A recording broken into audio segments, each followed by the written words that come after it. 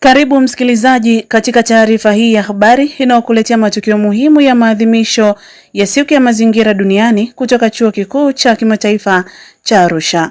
Lakini kwanza ni muhtasari wake. Kufuatia maadhimisho ya siku ya mazingira duniani, Chuo Kikuu cha Kimataifa cha Arusha kimeungana na jamii inayokizunguka kuadhimisha siku hiyo kwa vitendo kwa kufanya usafi wa mazingira ndani ya chuo na maeneo ya jirani, ikiwa ni pamoja na kijiji cha Ngongongare.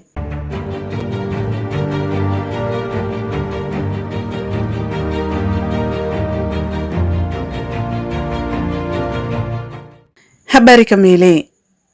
Katika kuenzi siku ya mazingira, Chuo Kikuu cha Kimataifa cha Arusha leo tarehe 27 mwezi wa kwanza 2026 kimefanya zoezi maalum la usafi wa mazingira ndani ya chuo hicho pamoja na maeneo yanayokizunguka, ikiwa ni ishara ya kuwajibika na kutunza uumbaji wa Mungu kwa vitendo.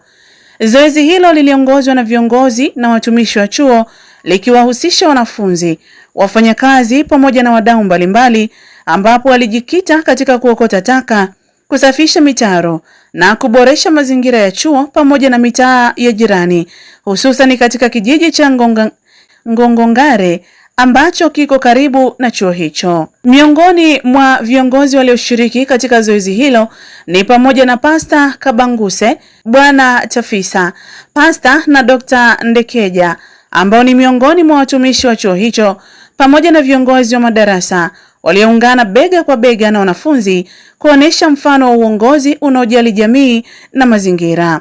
Akizungumza wakati wa zoezi hilo, mmoja wa viongozi wa chuo alisisitiza umuhimu wa kuhifadhi mazingira kama sehemu ya imani ya Kikristo na kueleza kuwa kutunza mazingira ni wajibu wa kila mmoja, kwani ni sehemu ya uumbaji wa Mungu unaopaswa kulindwa kwa manufaa ya kizazi cha sasa na kijacho. Zoezi hilo limepokelewa kwa furaha na wakazi wa kijiji cha Ngongongare ambao wamepongeza juhudi za Chuo Kikuu cha Arusha kwa kuonesha mshikamano na kujali ustawi wa jamii inayokizunguka. Kwa kupitia kauli mbiu ya matendo badala ya maneno, Chuo Kikuu cha Kimataifa cha Arusha kinaendelea kuonesha dhamira yake ya kuleta viongozi wenye maadili wanaojali afya, mazingira na ustawi wa jamii kwa ujumla, sambamba na misingi ya kanisa la Waadventista wa Sabato.